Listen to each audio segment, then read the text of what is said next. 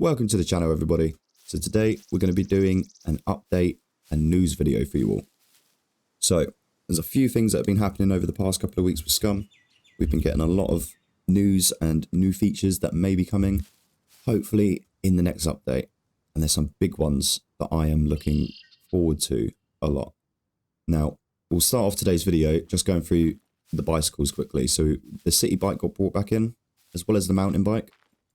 Now, these are good to get around on, but they are going to use a lot of stamina, and the accumulated fatigue will stack up because the engine is obviously yourself. A car, on the other hand, you're not going to be using any of that. So get around as much as you want. Fatigue is not an issue. Obviously with the bikes, you're going to have to test these and see how they affect your stamina. Depending on your level, obviously, of your character and your constitution and your endurance, running speeds, that sort of thing, that will all count towards it. So the main thing I want to go through with you is just the modular side of them, because they're pretty straightforward. They're bicycles. You know how they work. So if you need to change a wheel, or if you find one without a wheel, and you find a spare wheel for it, all you need to do is have some sort of toolbox. Any toolbox will do. You can even make an improvised toolbox. Make sure the toolbox is on the floor next to the bike. Don't have it in your hand or in your inventory, because it won't work. Come up to the bike and hold F on the wheel, and then as it will say, remove mountain bike front wheel. You can then remove that. Chuck that away, we don't need that one.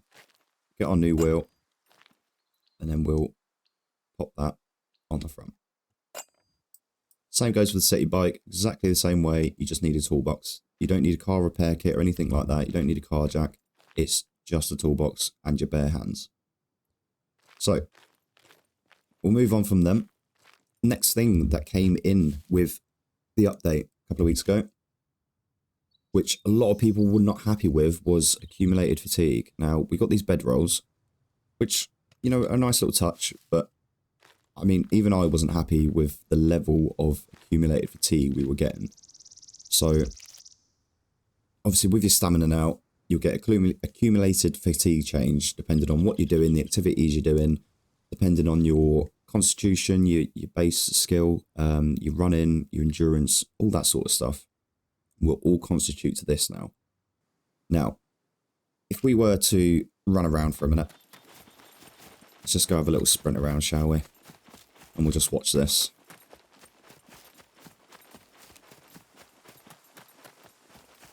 I can see my stamina's going down like normal, but we're getting a accumulated fatigue change now.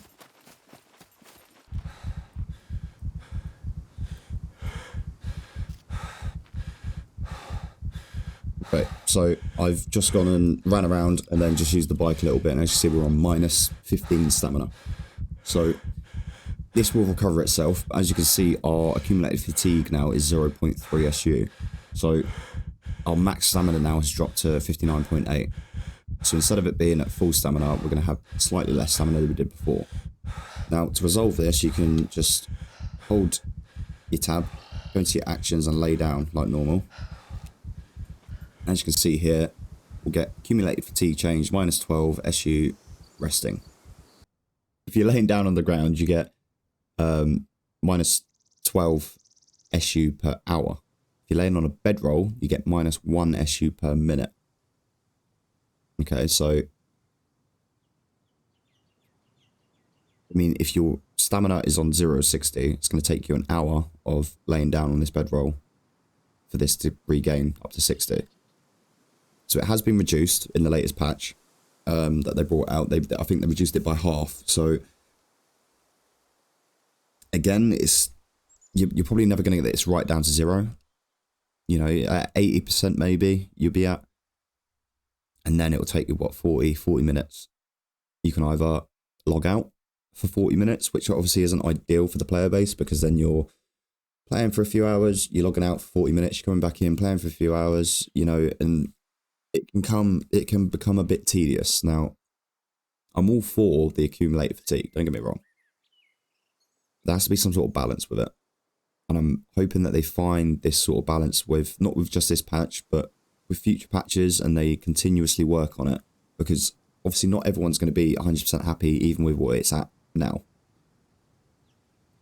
Again, I wasn't happy with it in its current state when it first came out.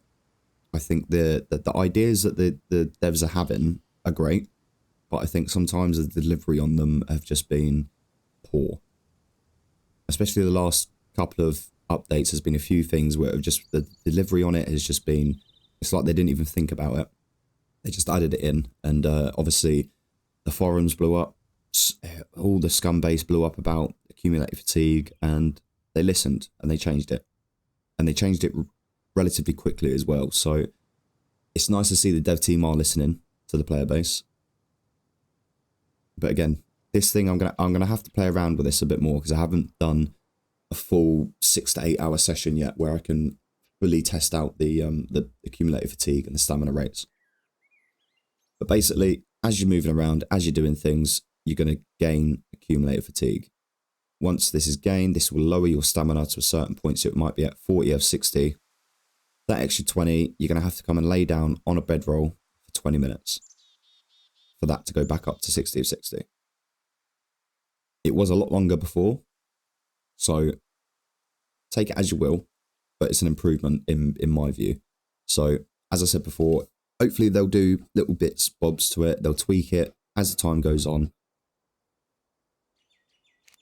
But that is the accumulated fatigue and the bedrolls. Now, you can find the bedrolls just around the map. You can loot them. See, when you take them out, they lay down like this. When you put them back in, they fold back up.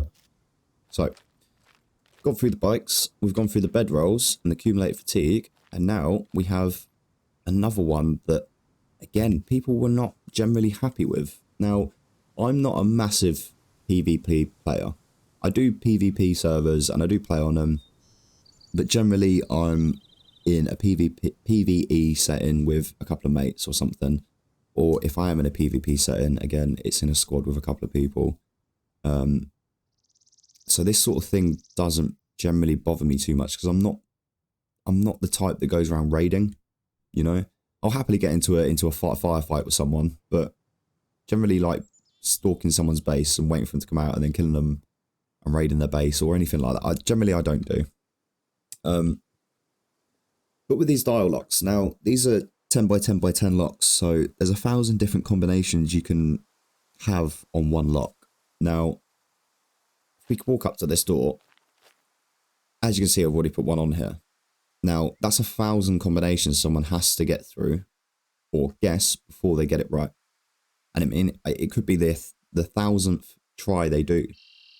But every 7 tries, I believe you lose FP when you're trying to open these. When they first come out, your protection slot would work with them. Now they've changed that, so your protection slot, your zappers, they don't work with these. So if you've got 3 of these on your door, there's no point using a zapper because it's going to do nothing for you.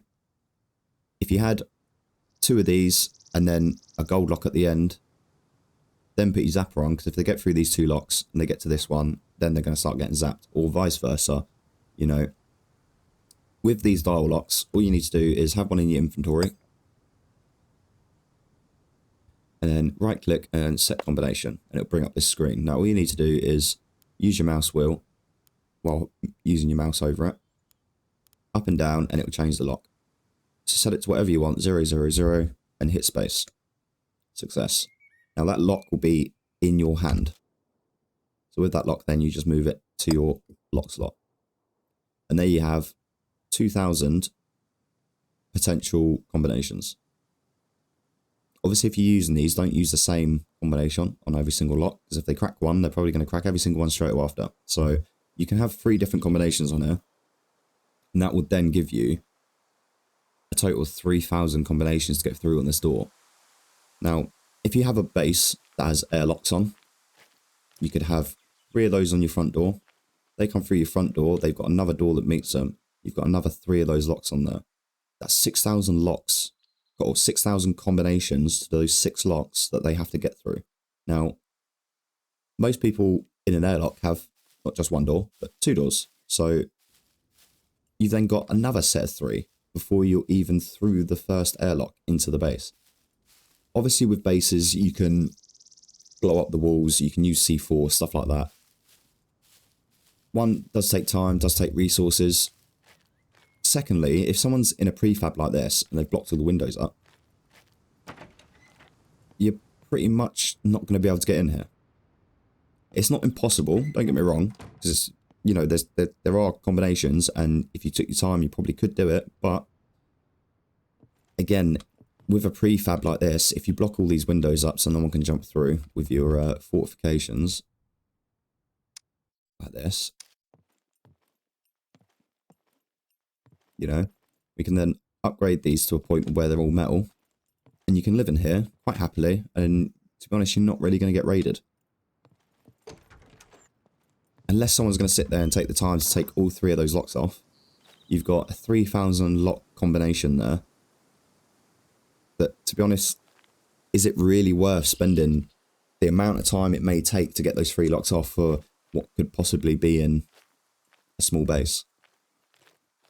So it's balanced things out in the case of players that don't want to get raided. You know, you can go and build on a prefab now and possibly not get raided. Or again, they can build their own base with airlocks and secure it and stuff and put these on, but you still run the risk of someone, you know, blowing the wall in and still looting up. So people weren't happy because it kind of made the lockpicking useless with them, because you can't lockpick them. You have to guess the correct, you know, combination. But I like them, don't get me wrong. You can also use them on your vehicles, so you can actually get these and pop them on the mountain bikes. It's now locked. And get this one, pop it on the car, lock it. Now you've got 3,000 lock combination for your vehicles as well.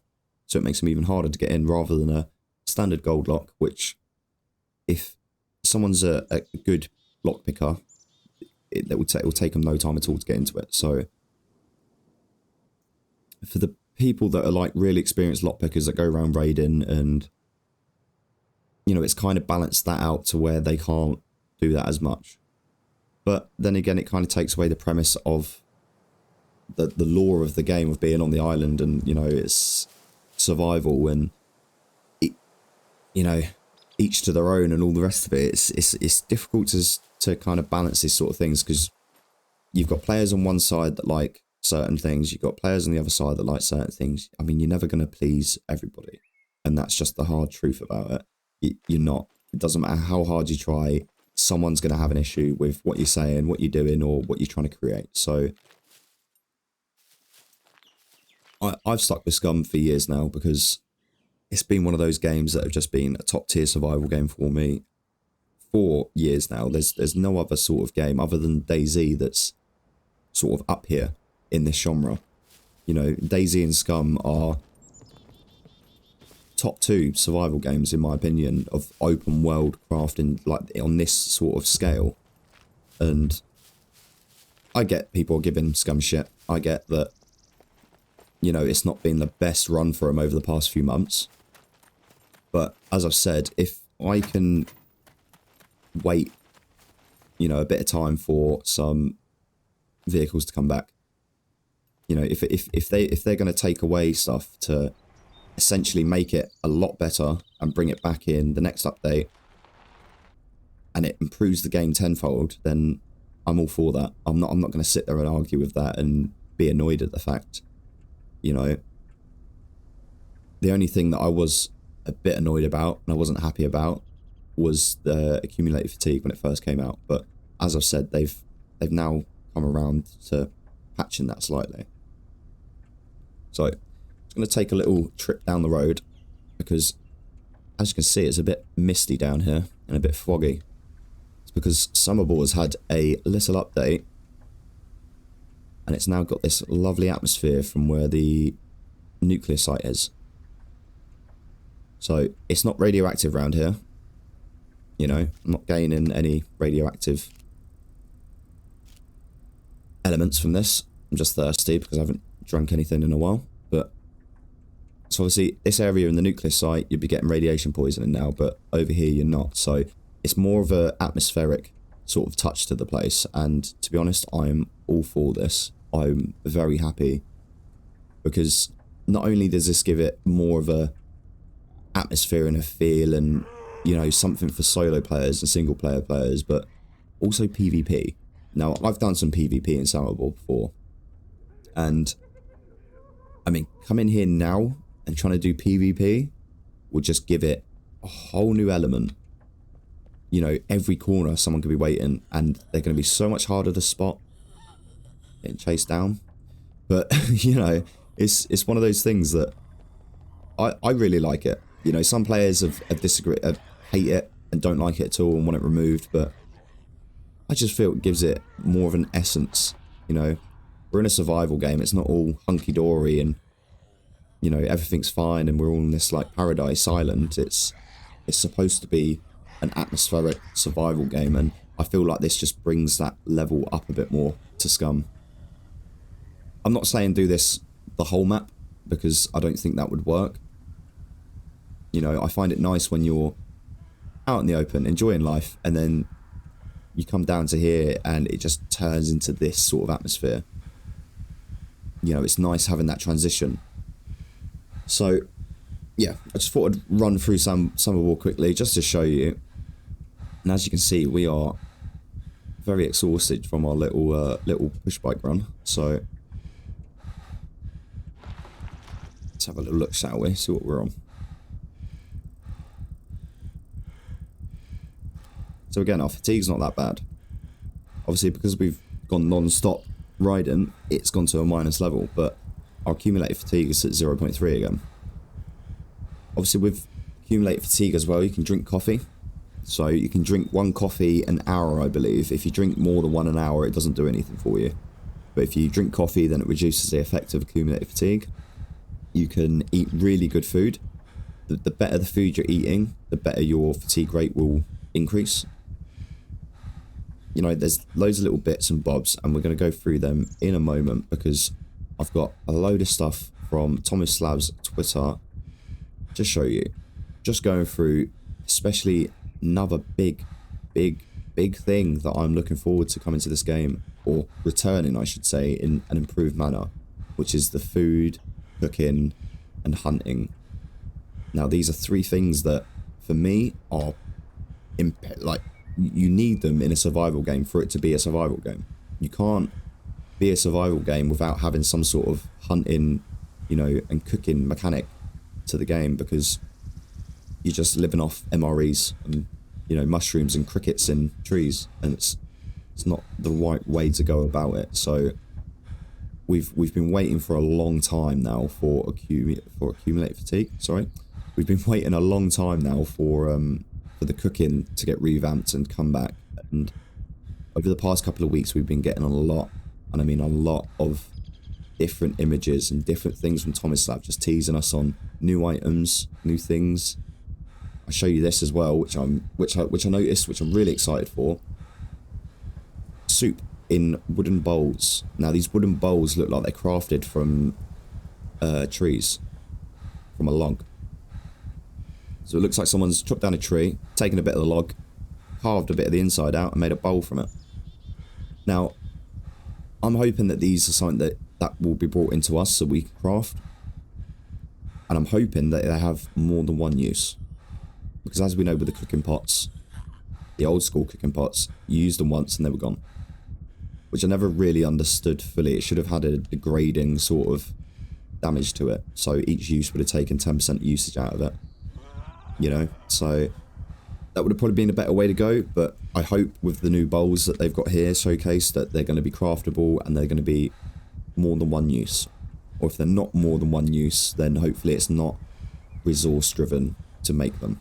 You know, you don't have to use a lot of resources, a lot of effort to make one.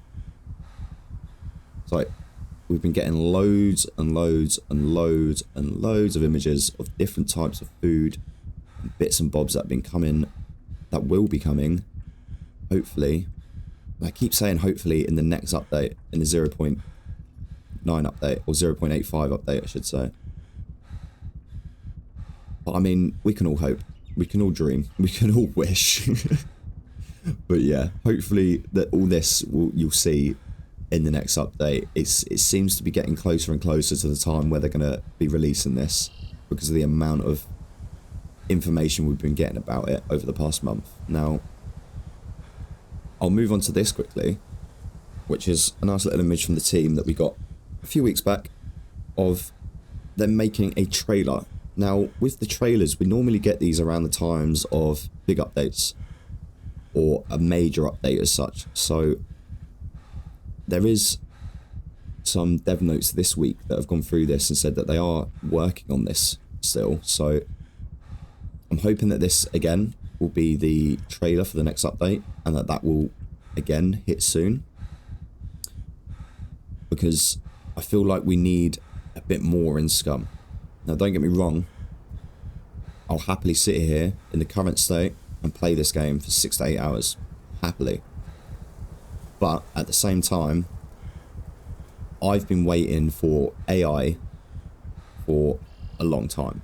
And I know a lot of people have. I know AI's been a big question mark in this game for a while. Especially when I first started playing this game a few years back. And when you first jump into this game, you've got... Oh, I'm losing health. I've got water deficiency.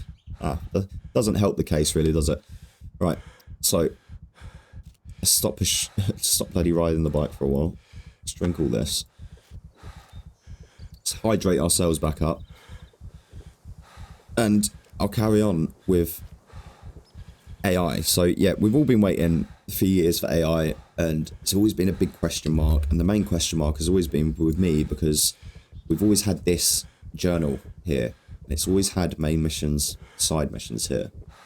It's never anything been in this area. And this is the one thing I'm waiting for the most in this game, is some sort of AI interaction, some sort of story-based, you know, missions or some storyline to, you know, coincide with the lore that we've had for all these years. Again, we've had a lot of different AI sort of characters and stuff come across our screens over the past few weeks on Tomislaw's Twitter. So we know that the development is there. We know they are working on it. Again, it's just a time of how long is it going to take for them to push that out. And we had this image pop up, and there was some secrecy towards it, as Tomislav put it. Again, it could be more clothes. Again, it could be another NPC for the trader area. I did have a small inkling that it might be someone for an NPC, sorry, for the snow biome area, the Tech 1 Center that has the octagon, because that's been up there for a while, and there are buildings there that you can't fully access. So again, that may be something that they push to open that area up as well. But it could be that this is a concept design for, and this is all speculation because we've got no information about this. This is just my pure thoughts on it, and what I hope it is some sort of character for, again, a storyline basis, or some sort of missions, or some AI of sorts. Now, until we've got some more information on that, that's pretty much all I can say on that bit, because that's all we got given. We got an image and got told something's coming, but it's a secret, basically. So that's pretty much all we've got with that. Now, we did have day before yesterday, sorry, we had this pop up from Tomislav. Male character design. So this is brilliant news, because we know we've had the female characters out for a while now, and I think a lot of people have been waiting for the male characters to get revamped the same way the females did. So again, more development news that we know things are in the process, things are on their way. But we're going to have a bit of patience. And I can't stress that enough, because the thing with Scum, even when I first brought Scum, the main image that comes up when you're loading up is this. And it states right here about it being in early access, and about it, you know, things will change in the course of development. And I understand people's frustration with Scum, because they added things to Scum and then they took those things away, and then people didn't like the fact that they'd taken some cars away, and, you know, an aeroplane away. And like, don't get me wrong, I understand the frustration of, because you've been given something and it's been taken away, but it's for improvements, and it's for the fact that we're now going to slowly get these vehicles back in an improved way, in a multi-functioning way, which then adds more elements to the game. It adds more, you know, survival aspects of, oh, I found a plane, I can't just jump in it now, I'm going to have to find possibly a propeller, or, you know, possibly an engine part now, or there's so much to it that just adds little bits of elements and little things to the game, which improves it tenfold. And as I said earlier, I'm more than happy to have that patience with Scum. I'm more than happy to wait a while for these modular vehicles to slowly come back in, because it's going to improve the game tenfold by the time 0.9 or 1.0 releases. Okay, just a couple more things to go over. We've had a few more images of a new POI that's coming to Scum.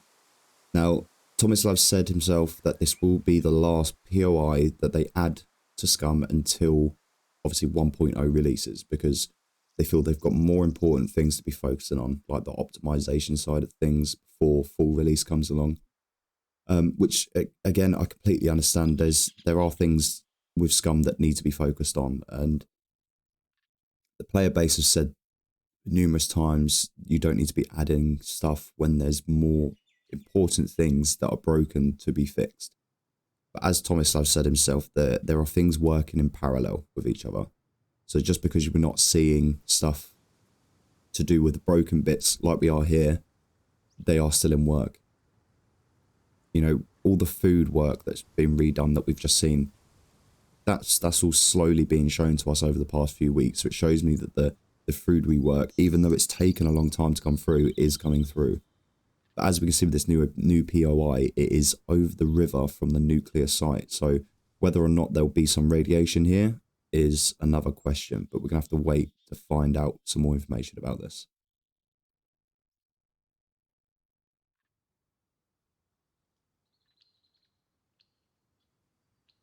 We had this as well, nice little surprise for you, which I nearly forgot about.